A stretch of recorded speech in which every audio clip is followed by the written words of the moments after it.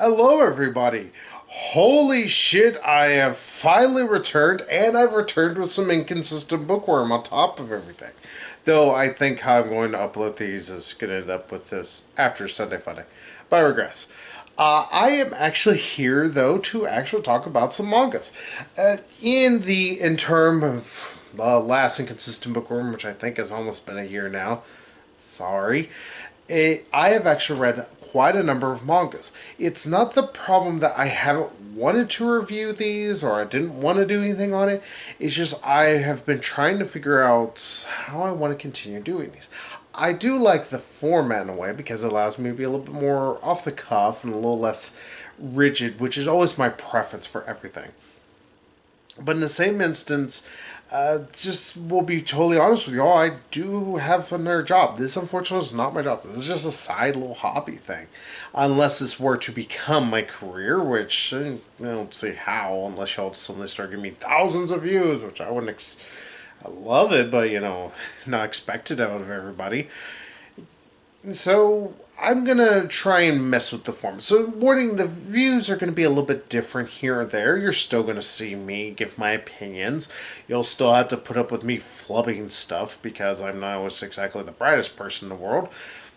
And also you will have to put up with me also still not knowing how to fucking pronounce a single Japanese word to save my life. Sorry. But before we can get into that, we have to talk about the manga that you see below, which of course is the eponymous Black Clover, Volume 1. Now, why do I want to talk about Black Clover Volume 1? In fact, what even drew me to this? I will be totally honest, it was actually a good friend of mine, Amanda. She said that she really liked it, though it reminded her quite a bit of Naruto, though she knew she liked Naruto fairly well, though she likes One Piece. Pretty much the entire anime, or I guess manga community as well, is all split into very different camps, for lack of a better way. And there's some who are just hardcore Naruto, fuck One Piece, and vice versa, love One Piece, fuck Naruto camp. It feels like it's almost two dichotomies in a way. It's weird. I fall with it. I'm like, they're both okay. I don't love either one, but I don't hate any of them. Though, if I could say anything, I've been a little bit more positive toward Naruto. But to be fair, that's might be because One Piece is just very daunting of looking at it. Naruto, there's a fine end I can see with it. One Piece, not so much. But yeah, long story that I've already exasperated and made it longer. Black Clover was one she said she thought I might like because she know I kind of didn't mind Black Clover, or not Black Clover, I didn't mind Naruto. Though she said the main character did remind her quite a bit of Naruto, so she said I might not 100% care for. She does know I'm a little on Naruto.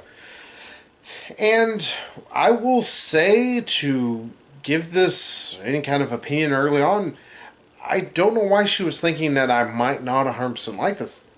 I absolutely actually love this. Like, Black Clover here is actually one of the finer or comic or mangas that have been put out by Show and Jump in a while. Now, is it the greatest manga of all time? No, it still falls into certain tropes. To give a quick summary of everything, this young dashing fellow right up here is Asta. He's your main character. And this gentleman right here is Yuna. For lack of a better way, they are, I believe they're brothers. I have not gone very far into the manga or the anime. I will give my opinions here in a moment on the anime. But I will say it's heavily hinted that they arrived on an orphanage, or they were dropped off at an orphanage together, and they happen, even though they don't look anything alike, it's like how they've formed a friendly rivalry. In fact, they consider each other their rivals. And throughout all of this, Asta is in a world that is full of magic. And he has zero. He has no magic whatsoever. He has no capability of being able to perform magic. They don't know why it is. He just can't. And throughout all of it, they're both wanting to eventually become what is called the Wizard King. It is a word that is beaten into your brain if you watch the anime about 1 billion times. You hear the word Wizard King, rival, and never give up about 428 times in the first season alone. The anime is awesome. Those who want to watch it, it's actually got a lot of great action. It's pretty fun. It's pretty breezy watch personally. It does feel like it drags from in terms of comparing it to the manga. I'm gonna get into that here in just a second. And I would be remiss to say that, any of these are bad characters. Asta is very much a Naruto, and for lack of a great descriptor of him, he's very boisterous, he's very small, and he also, is, a loudmouth. But it comes from a place of real actual care, for lack of a better way to put it. He actually does love all the people that are in his life. There is this one nun that he has crushed on, Sister Lily, and he just wants to marry her, and it's adorably dumb at so many points. Like, you can't marry a woman of the cloth. Oh well. And Yuna, he's a little bit colder, a little bit more withdrawn, but it's just because of his determination. He's very determined to try and become the best of the best. And this entire series is just about them trying to find their way through their new roles, because they eventually decide to join up with. I'm trying to remember how they describe it. It even says it here on the back. But they have to join up with pretty much a guild, for lack of a better way to describe it. I believe they call them teams or something like that. That is one aspect that it doesn't touch on a ton in this one. Like, legitimately, it's only the last, chapter and a half. And throughout all of this, like I said, Asa has no power, but whenever they go to try and get their grimoires, pretty much these books that will help give them more magic power and help them be able to develop their own power even further, Yuna is given the 4-leaf clover, pretty much the same one that the original Wizard King had, and he's able to tap into different magics that nobody thought possible and is so powerful. Asta, on the other hand, originally doesn't get one, but then later on, whenever Yuna is being attacked by pretty much Thief, for lack of a better way, who does have strong magics, because he used to be part of one of the guilds and got kicked out because he was, psychotic. And Asta goes to try and save him. Of course, he has no way to fight against this guy who has magics until Asta does get a grimoire, which it's very heavily implied throughout the beginning part of this, and it's kind of just there, that this grimoire gives him access to his just pretty much massive fucking cleaver that you see him carrying there. Yeah, trust me. You fucking Nightmare from Soul Calibur is you're still a shtick, man. And this is anti-magic. It's able to actually cancel out other people's magics, no matter how powerful they are. And it's a surprising thing, but the book he's getting it from, it has a 5-leaf clover. And it's believed that, the 4 leaves, they all are some certain thing like life, universe, and thanks for all the fish and all that shit. But the 5th leaf of the clover is believed to be the sign of the devil. Or at least that's how this describes it. I'm pretty sure it means more like a demon, and if you translate it from Japanese. But this really doesn't go a ton into that. I know probably goes into it more later on. And in fact, this first whole book is just about Asta and Yuna gaining their grimoires, moving forward, and then eventually getting into the ranks of the different wizard guilds, for lack of a better way to put it. I'm going to remember their name next time, I promise y'all. Now, originally, when everybody's showing off how they can do stuff, Yuna is... Everybody's like, oh, we want him. And he decides to join up with, I believe they're called the Crimson Dawn. They are the pretty much the best of the best, and usually they're filled with royals because supposedly royals have more magic and all this horseshit that is not explained as well. And I'll say it was like so far what I've watched of the anime, I've watched almost the entire first season. I know there's like three. We're getting through it. We're getting through it, guys. But here, it's just the problem of it doesn't explain in the book either, and this is fair few episodes actually of the anime. To touch on that fact, as you can see, this is volume 1. It's not super thick. It's regular size kind of a manga. This is like the first 6 episodes of the first season. So I was noticing that when I was watching the anime, and I was like, wow, this anime kind of really does stretch its material as much as possible. I'm not quite sure why that is. In reality, like I've looked at, or I kind of looked at some of the other mangas in the next series, just because this one's actually kind of a pain ass to find. Like it gets up to like volume 27, 28 or something like that. I want to say it might be near 30. And to find the beginning of this is a pain in the ass. You can find one, but finding past that, you're going to have to start going either secondhand or you're going to have to order from somewhere. It's like, okay, cool, thanks, awesome, perfect.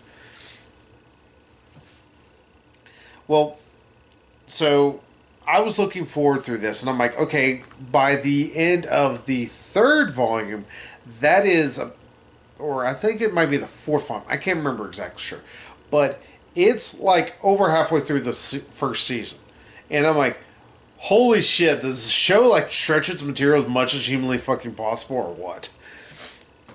It's a Dragon Ball syndrome, I would say. It's like, Dragon Ball I know is really bad about that. It's like, oh, here we're going to stretch this material as much as possible. Like, that is this one thing I will also say to everybody, like, if you're wondering about the original Dragon Ball, like, I do know, like, the last 6 volumes are the Buu Saga. That's it, guys. The last 6, like, volumes, it's technically, I want to say, it's like, it's quite a few chapters, don't get me wrong.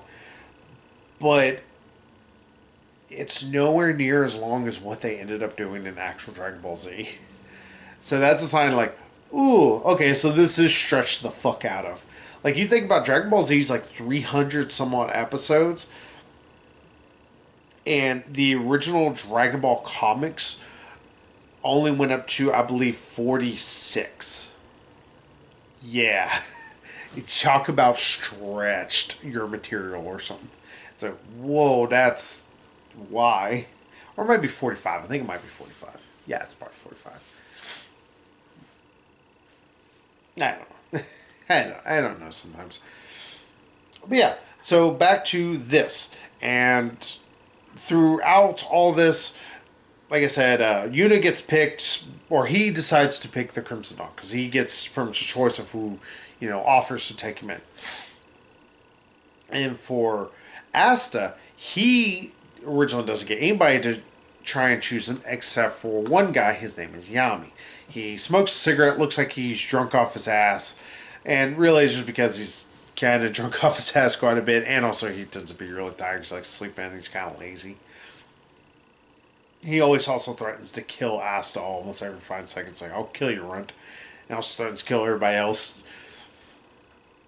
And he is the leader of the Black Bulls. The best way to think of him is this just kind of ragtag, kind of barely held together group of just misfits. And Asta fits so perfectly with them. And also there's another person who he ended up picking, and that was Noelle Silva, who you learn later on is actually the sister of, I want to say it's the, like, pretty much Ice Monkeys or something. And yes, if you have not realized, their names are very similar to that, at least how they're translated, to that of what you would think of something from Legends of the Hidden Temple. I expect the Shrine of the Silver Monkey, and shit like that. I'm like, oh, this is goofy, but I'm kind of digging it. And yeah, I actually would say this is really damn good. Those who do not like precociousness and also, a little bit that hearty, never give up, kind of attitude, and just is like way, way over the fucking top way of how they deal with things, at least from their main characters, I can understand that, and you may not like this that much. But if you kind of like Naruto and you can tolerate Naruto, you'll tolerate this even more, and I think you'll like this more. This is Naruto a lot more easily digestible. Well, there is still some great action within it. The artwork is actually fairly fantastic. There is great character bits, and in fact, also, I mean, look at it. Look at this fucking house that they live in Black Bulls. It looks beautiful. There doesn't seem to be an egregious amount of use of like splash pages. I don't just have a character just sitting there just yammering on exposition. If there is some exposition given, it's always just like tries to give it in a way of like, all right, hey, this character doesn't know this, so we're doing this. You know, there is a lot that Asta doesn't know, so it's being explained. Asta, for lack of a better way to put it, is kind of our stand-in for us, so that we can learn certain plot elements. I'm okay with that. I like the fact that it's willing to sit there and try and explain more things to everybody so we don't have to sit there and tell something that we should already know. It's like, all right, well, you're explaining to somebody, but they don't know. And then there's also like, oh, well, we have to go do this mission real quick. And they're like, all right, well, they explain what the mission is right then and there. It's like, okay, cool, awesome, that's perfect. That's exactly how you should do it. I do get the trope, and I actually do get kind of annoyed with it, whenever it's like, what is our mission again? When we're halfway out there, it's like, are you just explaining to them now? What the fuck are you waiting on? This, thankfully, like I said, there's some anime tropes. I mean, sure, it kind of hints at something and doesn't really build upon it right away, which is the whole fact of, the fifth leaf clover is, or fifth part of the clover is sign of the devil. It doesn't build upon that, but I'm okay with that eventual world building, or at least that addition of something, if it means we're going to get more later on. And kudos. I like that we're going to get that. It's better than, oh, we're just going to sit here and hope eventually we'll have enough readers and viewership we're going to go to it. It drops you into a world, but it doesn't drop you into go, fine, figure it the fuck out, and just runs off. It gives you enough information. It's like, all right, well, here, this is what it is. Now go ahead and go through this story. That's awesome. I love it. I thoroughly enjoyed the hell out of this. I think that if you did enjoy Naruto, you're going to love this. Even if you're a One Piece fan and Naruto hater for life, I think you'll enjoy this. I think there's enough goofiness that happens throughout it to give you a good laugh. I think there's some genuinely good character bit moments that really do resonate. And not only that, but the action's still fantastic. And it's great, good artwork. I mean, people really think that that's an easy thing because there are so many great artists throughout all of Japan. I'm going to talk about one who's not quite as good as people really want him to be at times. But it is actually a blessing to see somebody who does really care and puts out a fantastic looking product and is able to, make an actually interesting story. So I would say that by this Yuki Tabata, which, I can actually pronounce that one because it's simple. But I would say kudos, awesome. I'm going to keep reading all this. I really love the hell out of this. It's not the greatest manga of all time, but it's still one that I will keep picking it up for days and days and days. It's not one, like, no offense, like Demon Slayer, where people are like, oh, it's really great. I'm like, it's good. It's not the best. I like it. It's like Demon Slayer, I think, I would dare say, was actually a little bit more generic, and even then I'm not picking on them, or picking on the manga, just saying, it's like there was some genericness to certain elements of the plot, but I thought that was a lot more generic than this, and some people are like, this was such a generic kind of plot. Did you read the same book? Because this is far less generic than in Demon Slayer, and I actually like Demon Slayer still. So yeah, pick up Black Clover. Start reading it today. If you are worried that, it's going to be too silly, there are silly elements, but the book seems to does understand when to go from serious to actually being able to be silly and not be too jarring. The anime does sometimes waffle with that problem here or there, but that's an issue of just the first season, at least so I've seen. So yeah, pick this up, watch it, or actually watch it. You can just sit there and watch it. It ain't gonna do shit. Read it, love it. Pick up the other ones and give this book some more love. I thoroughly enjoyed the hell out of it. I think everybody else would. The only people who probably wouldn't like it is people who just read slice of life anime. Because sorry, it's a little too weird. Like there are magic and guy pulls out a giant fuck off sword from the middle of a book. But hey, that's my review of Black Clover. So I got some more I need to get into, so I will talk with y'all later. Alright, so bye bye.